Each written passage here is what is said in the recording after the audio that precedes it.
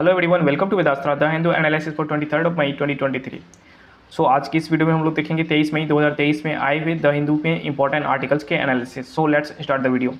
सबसे पहला आर्टिकल जो आपको फ्रंट पेज पे इंपॉर्टेंट आर्टिकल देखने को मिलेगा। वैसे तो यहाँ पे जो प्रेस वायलेंस है मणिपुर में, ये भी हो गया, हमारे एग्जाम पॉइंट ऑफ व्यू से इंपॉर्टेंट नहीं है, बस आपको एक बार इसे पढ़ना है ताकि आपकी अंडरस्टैंडिंग बनेगी।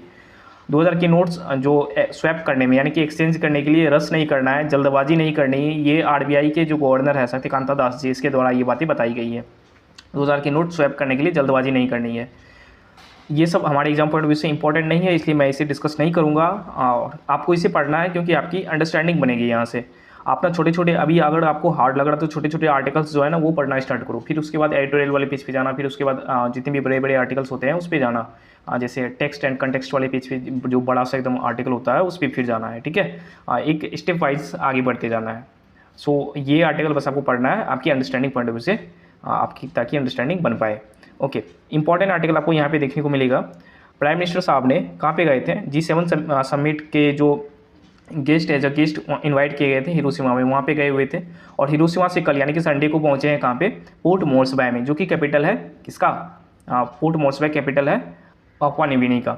और यहाँ के पीएम कौन है? पापुआ न्यू गिनी के पीएम जो है ये जेम्स मार्पे, ये पीएम है। क्यों पहुँचे हैं पापुआ न्यू गिनी में? क्योंकि FIPIC का यहाँ पे समिट हो रहा था।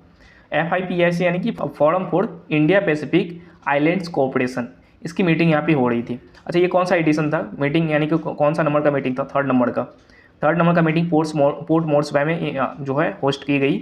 और इसके पहले 2 मीटिंग्स और हो चुके हैं। कौन कौन से क्या मतलब कि यही फोरम का ही मीटिंग हुआ है FIPIC का। और ये कहाँ हुआ था और कब हुआ था? 2014 में सबसे पहला मीटिंग हुआ था FIPIC का, forum for Indian Pacific island cooperation का। 2014 में कहाँ पे हुआ था? ये फिजी में हुआ था। फिजी एक आपको जो इंडियन ओशन नहीं, पैसिफिक ओशन, वहाँ पे कंट्री, आइलैंड कंट्री वो देखने को मिलेगा, फिजी। 2014 के नवंबर में हुआ था। और 2015 में हमारी कंट्री में जयपुर में होस्ट की गई थी FIPIC की मीटिंग। और काफ़ी लंबे सालों के बाद 2023 में ये होस्ट करी गई, कहाँ पे? पोर्ट मोर्सबी में। ओके, यहाँ पे क्या क्या डिस्कशन हुआ? जो भी साउथ वॉइस है, ग्लोबल साउथ का वॉइस, ये प्राइम मिनिस्टर साहब से अर्ज करी गई, विनती करी गई ताकि इंटरनेशनल जितने भी ऑर्गेनाइजेशन है वहाँ पे इसे रखा जाए। जैसे G20 समिट में रखा जाए, G7 समिट में जैसे प्राइम मिनिस्टर साहब ने ग्लोबल साउथ का वॉइस अपना वहाँ पे रखें, इसी का को लेके जो यहाँ के प्राइम मिनिस्टर है जेम्स मार्पी जी, और इनके अलावा जितने भी ये पैसिफिक आइलैंड नेशंस है, इनके द्वारा यहाँ पे प्राइम मिनिस्टर को अर्ज करी गई। इसके साथ साथ प्राइम मिनिस्टर ने भी यहाँ पे स्पीच वगैरह दिए हुए हैं, कैसे हम लोगों ने साउथ जो नेशंस है उसको ध्यान में रखते हुए जो भी मेडिसिन वगैरह है या फिर फूड वगैरह, इन सारी चीज़ों को प्रोवाइड कराने में हम मदद किए हैं। इस तरीके से जो है ये होस्ट करी गई। जो इंपॉर्टेंट चीज़ें हैं वो बस आपको याद रखना है। क्या? थर्ड मीटिंग कहाँ पे सबमिट की गई, कहाँ पे सबमिट हुआ थर्ड मीटिंग इसका? FIPIC का पोर्ट मोर्सबी में। सेकंड मीटिंग कहाँ पे हुआ था? जयपुर में। और फर्स्ट मीटिंग कहाँ पे हुआ था? फिजी में। इसके अलावा आपको कुछ भी याद नहीं रखनी है इस पर्टिकुलर आर्टिकल से, बस आपको अंडरस्टैंडिंग पॉइंट ऑफ व्यू से मैंने आपको इतनी सारी चीज़ें बताया। ओके, बढ़ते हैं हम लोग नेक्स्ट आर्टिकल की तरफ। नेक्स्ट आर्टिकल आपको एडिटोरियल वाली पेज से देखने को मिलेगा। ये आर्टिकल इंपॉर्टेंट नहीं है। Karnataka now yet daunting journey to development, यानी कि कर्नाटका अब डेवलपमेंट के लिए एक ज़्यादा कठिन जर्नी होगा कर्नाटका के लिए डेवलपमेंट करने के लिए, इसको लेके आर्टिकल है। ये पॉलिटिकल आर्टिकल है पूरा का पूरा, आपके एग्जाम पॉइंट ऑफ व्यू से कोई भी इंपॉर्टेंट नहीं है। ये भी इंपॉर्टेंट नहीं है और ये भी इंपॉर्टेंट नहीं है। पाकिस्तान में जो इस्टेब्लिशमेंट है इमरान खान के प्रॉब्लम को लेके, इसे हमारा कोई लेना देना नहीं होना चाहिए। इंपॉर्टेंट आर्टिकल आपको अगर आपको पढ़ना है, ऐसे फैक्चुअल डेटा तो इसमें भी नहीं दिया हुआ है कुछ भी। फैक्चुअल डेटा आपको न्यूज़पेपर से लेना ही नहीं चाहिए। करंट अफेयर्स आपको एक पर्टिकुलर अलग चीज़ें अलग तरीके से करना चाहिए, न्यूज़पेपर पर अंडरस्टैंडिंग के लिए पढ़ना चाहिए। तो यहाँ पे आपको ये जो आर्टिकल दिया हुआ है एडिटोरियल वाले पेज में, the G7 must build a global consensus on the world's challenges. जो वर्ल्ड के चैलेंजेज है उसको कंट्रोल करने के लिए, उसको टैकल करने के लिए G7 के द्वारा एक कंसेंसस किया जाना चाहिए। जो ग्लोबल कंसेंसस है यानी कि सहमति पूरी दुनिया का, उसके लिए G7 को करना चाहिए।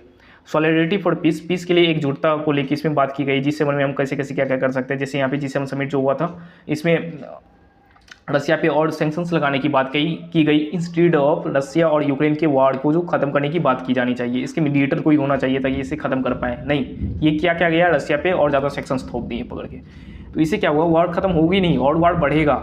इन सब चीज़ों को लेकर यहाँ पे डिस्कस की गई है। आप इसे पढ़ना, बिल्कुल अंडरस्टैंडिंग आपको आपके जो अंडरस्टैंडिंग है वो बढ़ जाएगी। ओके, बढ़ते हैं हम लोग नेक्स्ट आर्टिकल की तरफ।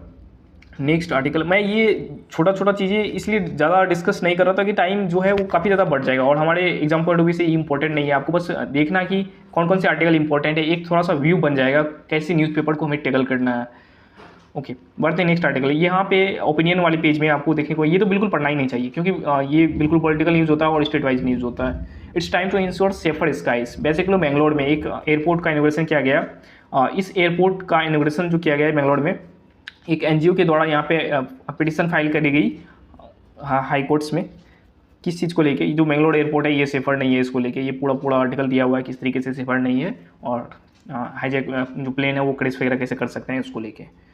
ओके, बढ़ते हैं हम लोग नेक्स्ट आर्टिकल पे। नेक्स्ट आर्टिकल ये इंपॉर्टेंट आर्टिकल है। अंटार्कटिका का जो सी है, सी आइस कवर, ये काफ़ी ज़्यादा घट गया है अंटार्कटिका का। अंटार्कटिका में हमारे कुछ रिसर्च सेंटर्स भी है, जैसे सबसे पहला रिसर्च सेंटर जो हमारा अंटार्कटिका में है ये कौन सा था, जो कि अभी बंद हो चुका है, शटडाउन भी हो चुका है। ये रिसर्च सेंटर का नाम है दक्षिण गंगोत्री। इसके अलावा 2 रिसर्च सेंटर और भी है, कौन कौन सा, भारती और मैत्री। दक्षिण गंगोत्री जो है ये 1983 में सेटअप की गई थी और इसे शट डाउन कर दिया गया है। और भारती भारती जो अभी न्यूली सेटअप किया गया है 2012 में, और मैत्री जो है 1988-89 के आसपास सेटअप की गई थी। कहाँ पे, अंटार्कटिका में। अच्छा, कोई ऐसा रिसर्च सेंटर जो कि हमारे पोल्स पे भी हो, नॉर्थ पोल्स पे, हाँ, ये कौन सा है, नॉर्वे के टेरिटरी में हमारा जो रिसर्च सेंटर वो सेटअप की गई है। इस जो रिसर्च सेंटर है इसका नाम है हिमाद्री, HIMADRI। अच्छा, वो था ना दक्षिण गंगोत्री, वो क्वेश्चन मैंने किसी ना किसी एग्जाम में जरूर देखे हुए हैं, याद नहीं आ रहा कौन सा एग्जाम में देखा हुआ है, बट वो क्वेश्चन आया हुआ है। आप चीज़ों को बिल्कुल एकदम लाइटली मत लेना। ओके, तो ये आर्टिकल आपको इसलिए पढ़ना है क्योंकि अंटार्कटिका का जो आइस लेवल है वो जो घट रहा है, घटने के कारण वाटर का लेवल, जो सी वाटर लेवल है वो बढ़ रहा है। इसको लेके ये पूरा आर्टिकल नासा के द्वारा कुछ रिपोर्ट जो वो पब्लिश करी गई है। सो ये आपको पढ़ना क्योंकि आपकी अंडरस्टैंडिंग इससे बनेगी। आगे हम लोग बढ़ते हैं नेक्स्ट आर्टिकल की तरफ। ये न्यूज़ वाले पेज से है और न्यूज़ वाले पेज में कोई भी इंपॉर्टेंट आर्टिकल नहीं है। फर्स्ट न्यूज़ वाले पेज में बेसिकली 3 न्यूज़ वाले पेज होते हैं, जिसमें से पहला का कोई भी आर्टिकल इंपॉर्टेंट नहीं है। अगर है भी तो आपको बस ये वाला पढ़ लेना, AFSPA, armed force special power act, जो कि हटाया जाएगा असम से 2023 के अंत तक। ये असम के CM के द्वारा बातें बताई गई है, हेमंत विश्व शर्मा जी के द्वारा। AFSPA क्या होती है, आर्म्ड फोर्सेस को स्पेशल पावर दी जाती है ताकि जहाँ भी व्यक्ति पे सस्पेंशन हो उसको डायरेक्ट वहाँ पे शूट किया जा सके। जो भी मेथड हो उसको कंट्रोल करने का, वो उसके पास पावर होती है आर्म्ड फोर्सेस के पास, तो उसको वहाँ से हटाने की बात की जा रही है असम गवर्नमेंट के द्वारा। और बाकी कब हटाया जाएगा, क्या होगा, ये कोई फिक्स नहीं है कि 23 तक हटा ही दिया जाएगा। इसका लक्ष्य रखा गया है 2023 तक हटाएंगे हम लोग। आगे कोई भी इंपॉर्टेंट आर्टिकल नहीं है इस वाले पेज से। नेक्स्ट न्यूज़ वाले पेज से आपको देखने को मिलेगा अमित शाह जी ने इनॉग्रेशन किया है, क्या चीज़ का, सेंसस बिल्डिंग का। कहाँ पे, न्यू दिल्ली में। और इस इनॉग्रेशन के टाइम पे ये मिले किससे, मृत्युंजय कुमार नारायण जी से, जो कि है census commissioner of India. Census commissioner यानी कि जनगणना जो कमिश्नर है वो है मृत्युंजय कुमार नारायण जी। वहाँ पे इन्होंने बोले, कौन, अमित शाह जी, क्या हम लोग एक बिल लाएंगे। कौन सा बिल लाएंगे, ये डेथ और बर्थ डेटा जो है ना वोटर्स का, उसको रोल करेंगे। यानी कि डेथ और बर्थ डेटा जो वोटर का है वो वोटर रोल्स का, उसको लिंक करने की बात की जा रही है। कई सारे यहाँ पे जो स्कैम्स है वो देखने को मिल रही है कि किसी पर्सन का डेथ वगैरह हो जाता है, फिर भी उसके जो फिट्स है वो उससे मिलते रहते हैं। इन सब चीज़ों को लेके इसको टैकल करने की बात की जा रही है। ये बिल लाके लिंक करना क्या, डेट ऑफ बर्थ डेटा किसके साथ, वोटर रोल्स के साथ। 2011 में लास्ट सेंसस कराया गया था और इसके बाद 2021 में कराया जाना था। कोविड-19 के कारण इसे पोस्टपोन कर दिया गया था। बट अभी क्यों किया जा रहा है, अभी भी पोस्टपोन इसे किया जा रहा है, क्यों किया जा रहा है पोस्टपोन, इसके बारे में कोई भी इन्फॉर्मेशन हमारे होम मिनिस्टर साहब के द्वारा नहीं दी गई है। ओके, तो ये था बिल जो कि आएगा नेक्स्ट पार्लियामेंट के जो सेशन होंगे उसमें आएंगे। आई होप अभी बजट सेशन खत्म हुआ है, ये मानसून सेशन में शायद ये पेश किए जाएंगे ये बिल। ओके, 3 सेशन होते हैं ना बेसिकली, कौन सा, बजट सेशन, मानसून सेशन और विंटर सेशन। तो मानसून सेशन अभी आने वाला है, हो सकता है मानसून सेशन में ये बिल जो है पेश किया जाएगा पार्लियामेंट में। यूनियन होम मिनिस्ट्री 2 अवार्ड्स को कैंसिल कर दिया है। कौन कौन से 2 अवार्ड्स, यूनियन होम मिनिस्ट्री नहीं, यूनियन एजुकेशन मिनिस्ट्री, जो कि धर्मेंद्र प्रधान जी हैं। शिक्षा पुरस्कार और उसके बाद हिंदीतर भाषी हिंदी लेखक पुरस्कार, शिक्षा पुरस्कार लॉन्च किया गया था 1992 में, 1992 में लॉन्च की गई थी शिक्षा पुरस्कार, जो कि ओरिजिनल राइटिंग्स इन हिंदी के लिए दिया जाता था शिक्षा पुरस्कार। और इस पर 50,000 रुपये जो है वो अवार्ड के तौर पे दिया जाता था। और दूसरा अवार्ड जो है हिंदीतर भाषी हिंदी लेखाकार पुरस्कार। ये पुरस्कार किस लिए दिया जाता था, ये दिया जाता था प्रमोट करने के लिए, क्या प्रमोट करने के लिए, राइटिंग्स, किस चीज़ में, किस लैंग्वेज में, हिंदी लैंग्वेज में, किसके द्वारा, जो कि नॉन हिंदी स्पीकिंग बेल्ट से आते हो उसके द्वारा। और इस प्राइस का जो, इसके लिए जो प्राइस था वो 1 लाख रुपीज़ का प्राइस था। 5 अलग अलग अवार्ड्स दिए जाते थे, टोटल 5 लाख का प्राइस आप बोल सकते हो, 1 लाख प्रत्येक को, यानी 5 लाख टोटल, 5 अलग अलग चीज़ों से।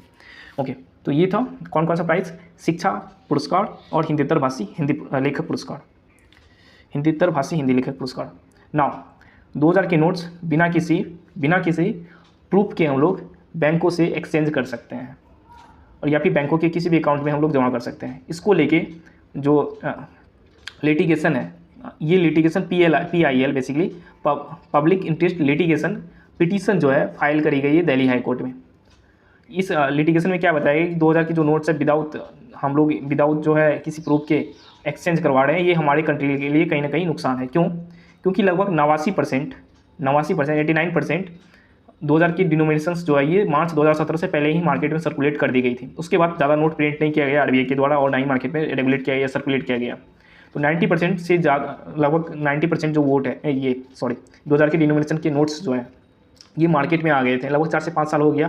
टोटल वैल्यू इस जो 2000 के नोट्स का है मार्केट में सर्कुलेशन का, वो लगभग 6.7 यानी कि 6,73,000 करोड़ रुपीज़ मार्केट में सर्कुलेशन बताई जा रही है। जिसमें से 31 मार्च 2018 तक इस नोट्स इतने 6,73,000 करोड़ का जो नोट्स है, इसका सर्कुलेशन बिल्कुल घट के 3,62,000 करोड़ तक आ गया, जो कि लगभग 10.8% ही है सर जितना भी मार्केट में नोट सर्कुलेट किए गए थे उसका।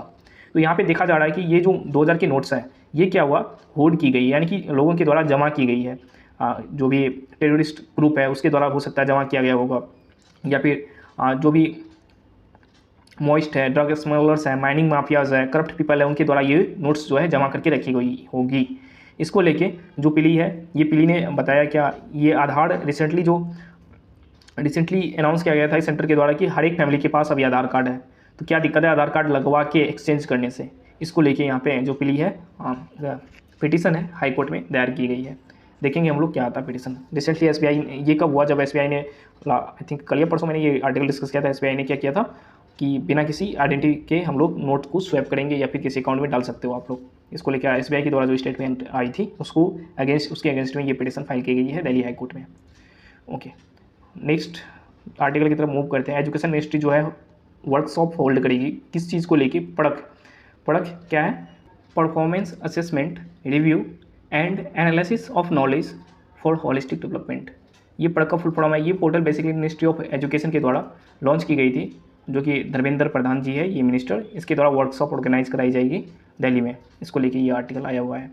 नेक्स्ट, सेंटर जो है ये स्ट्रिक्टर इम्प्लीमेंटेशन करेंगे किसको लेके, बैन जो हुआ ई सिगरेट्स के बैन को लेके। ये कब हुआ था बैन? 2019 में हुआ था, provision of electronic cigarettes act के तहत। इसमें export, transport, sale, distribution, storage, advertisement, इसको लेके सारा चीज़ें ये बंद कर दिया गया था 2019 में। बट अभी भी देखा जा रहा है ऑनलाइन मार्केट के द्वारा ये चीज़ें जो है सेल किया जा रहा है, बाय किया जा रहा है। इसको लेके और ज़्यादा कठोर कानून, जो कठोर इम्प्लीमेंटेशन है कठोरता का, वो किया जाएगा सेंटर के द्वारा। Now next article world page से आपको देखने को मिलेगा। ये क्या है, US साइन करता है सिक्योरिटी पैक्ट किसके साथ में, पोर्ट मोर्सबी यानी कि पापा न्यूगिनी के साथ में। ये आप जेम्स मार्पी और Antony Blinken secretary state of the US, ये दोनों यहाँ पे सेक्रेटरी जो है साइन कर रहे हैं सिक्योरिटी पैक्ट किसके अगेंस्ट में, चाइना को टैकल करने के लेके ये सिक्योरिटी पैक्ट जो ये साइन किया जा रहा है। ओके, सो ये था आर्टिकल। आगे कुछ भी इंपॉर्टेंट आर्टिकल। यूरोपियन यूनियन ने फेसबुक पे फाइन लगाया है $1.3 बिलियन का। क्यों? क्योंकि जो फेसबुक है ये डेटा भेज रहा था US को, यूरोपियन यूनियन का डेटा US को भेज रहा था, इस कारण से हमारे एग्जाम्पल बेसिकली लेना देना है ही नहीं इन सब चीज़ों का। ओके, तो ये था आर्टिकल एंड आई होप आपको वीडियो अच्छा लगा होगा। मिलेंगे हम लोग कल यानी कि नेक्स्ट वीडियो में 24 अपने को। Till then take care and goodbye, have a nice day, thank you so much watching.